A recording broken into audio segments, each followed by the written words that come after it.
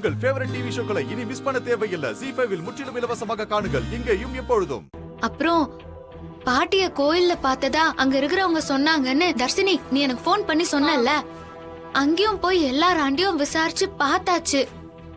அங்க சிலர் பார்த்தேன்னு சொன்னாங்க, சில பேர் பார்க்கலன்னு சொன்னாங்க. எங்க 2 பேருக்கு என்ன பண்றதுன்னே தெரியல. ஐயோ பாவம்க்கா. நானும் சாமியாண்ட போலீஸ்ல கம்ப்ளைண்ட் கொடுக்கலாம்னு சொன்னேன். சாமியும் போலீஸ் ஆண்ட சொன்னாரு. அது ஏதோ மினிஸ்டர் வரதுனால நாங்களாம் பந்தோபஸ்து கொடுக்கறதுல பிஸியா இருக்கோம், ஆளுங்க கம்மியா இருக்கோம், விசாரிக்கிறோம்னு சொல்லியிருக்காங்க. இருந்தாலும் ரொம்ப ஸ்ட்ராங்கா நாங்க சொல்லிட்டு வந்திருக்கோம். அவங்க என்னடான்னா சொத்து பிரச்சனையில அவங்கள ஏதாவது சொல்லிட்டீங்களான்னு கேக்குறாங்க. எங்களுக்கு ரொம்ப சங்கடமாயிடுச்சு. எனக்கு தெரிஞ்ச போலீஸ் ஃப்ரெண்ட் ஒருத்தர் லீவ்ல போயிருக்காரு. நான் அவர்கிட்டயும் சொல்லியிருக்கேன். அன்அபிஷியலா அவர் தேடுறேன்னு சொல்லியிருக்காரு. போலீஸ் என்ன, அந்த மிலிட்டரியே வந்தாலும் அந்த கிழவியும் எங்க இருக்காங்கன்னு இவங்களால கண்டுபிடிக்கவே முடியாதா? சரி சித்தார்த், ஆனா இருட்டிருச்சே.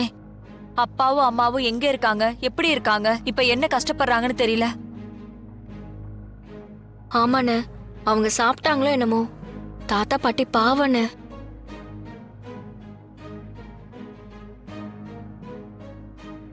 மா, அந்த கிழவனும் கிழவியும் எங்க போனாங்கன்னே தெரியலையாம். எல்லாரும் அப்படியே குழம்பி போயிருக்காங்க. உயிரோட இருந்தா தானடா கிடைப்பாங்க. அந்த ஜார்ஜினியா இதுங்க 2த்தையும் எப்பவோ கொண்டு ஏப்பம் விட்டுருக்கும். இல்லம்மா, எனக்கு என்னமோ தமன்னாக்குள்ள இருக்கிற அந்த ஜார்ஜினியா இன்னும் அந்த கிழவனையும் கிழவியும் கொன்னு இருக்க மாட்டாங்கன்னு தான் நினைக்கிறேன். ஏண்டா மனோ, உன் வாயில எப்பவும் நல்ல வார்த்தையே வராதா? ஐயோ மாமா, கொஞ்சம் லாஜிக்கா யோசிச்சு பாருங்க. ஒருவேளை தாத்தா பாட்டியா அது சாகடிச்சிருந்தா இந்நேரம் அந்த தகவல் வீட்டுக்கு வந்திருக்கும்ல. அது மட்டுமே இல்ல, இறந்து போன அவங்க 2 பேரோட பாடி இந்த வீட்டுக்குள்ள வந்தாதான் சித்தார்த்தோட கழுத்துல இருக்கிற மாலையை நிரந்தரமா கழட்ட முடியும். அதை மறந்துட்டு பேசுறீங்க. ஆமா, நீ சொல்றதும் கரெக்ட் தான்.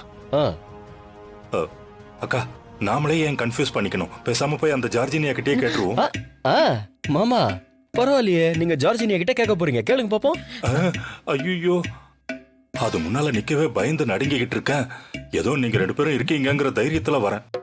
அதுகிட்ட நான் எங்க போய் பேச போறேன்? அதான் நம்ம அக்கா இருக்காங்கல்ல, அவங்க போய் பேசுவாங்க. எங்களை மாட்டி விடுறியா? தொலைச்சிருவேன். அக்கா ப்ளீஸ். சரி சரி, வாங்க கேட்டு வாங்க. பார்க்கலாம்.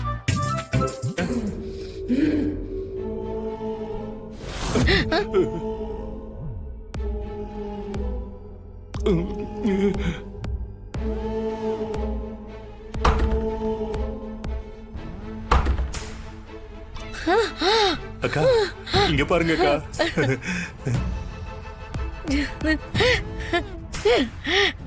அக்கா பாத்தீங்களா அக்கா?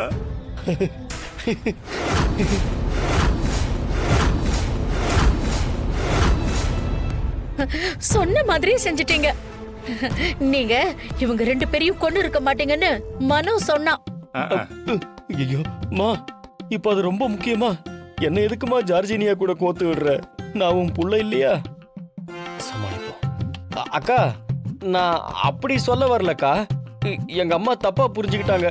இந்நேரம் நீங்க அவங்கள கொண்டு இருந்தா அந்த தகவல் வீட்டுல இருக்கிற சித்தார்த்துக்கும் ராணிக்கும் போயிருக்கோம்.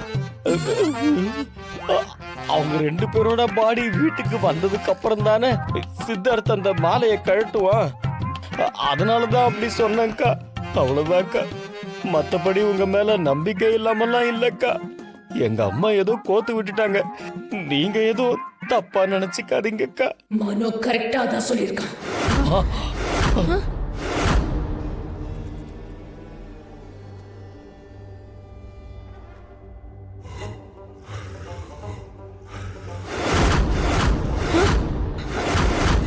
ஐயோ, எங்க காணோம்? இவ்வளவு நேரம் சவப்பெட்டிக்குள்ள இருந்த கிழவி உடம்பு இப்ப காணாம போயிடுச்சே. பத்தாததுக்கு மனு சொன்னது வேற உண்மைன்னு சொல்றேன். ஐயோ, எனக்கு தலையே வெடிச்சிடும் போல இருக்கு. அந்த கிழவியையும் கொண்டுட்டியா இல்லையா?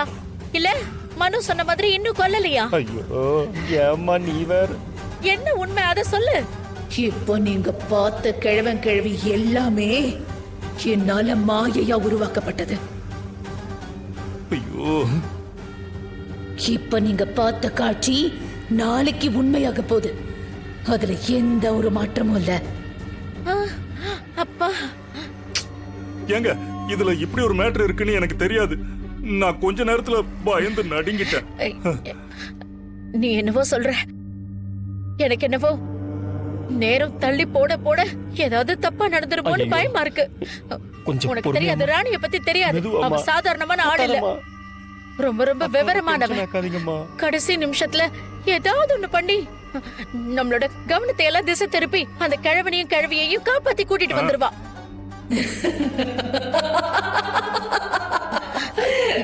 ஐயோ, எதுக்கு எடுத்தாலும் சிரிச்சா என்ன அர்த்தம்? அது மட்டும் நடக்கவே நடக்காது. கிழவனையும் கிழவியையும் கொண்டுட்டு சித்தார்த்து கழுத்துல இருக்கிற மாலையை காய்ட்டு வைப்பேன். அதுக்கப்புறம் ராணியையும் அவ வயித்துல வளர்ற குழந்தையையும் கொண்டு தமன்னோட ஆசையை நிறைவேற்ற போறேன். ஆஹா, சாவித்ரி, நீ சொன்ன மாதிரி ராணி புத்திசாலிதான், அது எனக்கும் நல்லாவே தெரியும். ஆனா எங்க ஜார்ஜினியா இனத்துல ஒரு உயிரை சட்டுன்னு பழி வாங்கறதுக்கும் அணு அணுவா துடிக்க விட்டு கொள்றதுக்கும் வேற வேற பலன் இருக்கு. அப்படி என்ன பலன் இருக்கு? ஒரு உயிரை அணு அணுவா துடிக்க விட்டு சாகடிச்சா அந்த ஆத்மா எனக்கு அடிமையாயிடும்.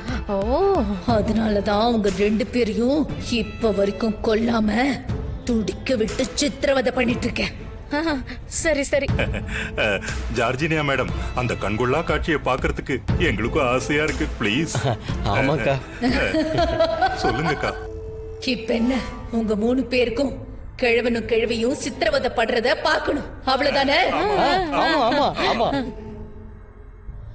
உங்க 3 பேரோட உள்ளங்கையையும் என் உள்ளங்கையில வைங்க. 3 பேரும் கண்ணை மூடுங்க.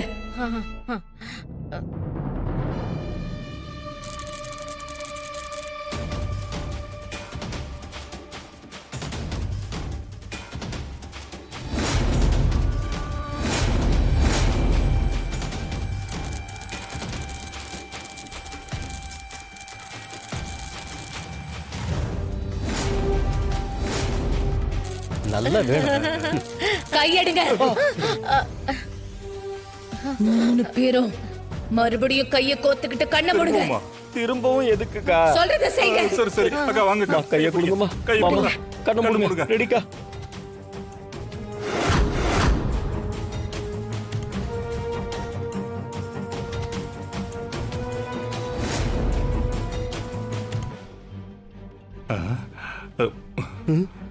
அம்மா, என்ன இது, மறுபடியும் ரூமுக்கே வந்துட்டோம்? ஜி5 ஆப்பை டவுன்லோட் செய்து அனைத்து எபிசோடுகளையும் இலவசமாக பாருங்க.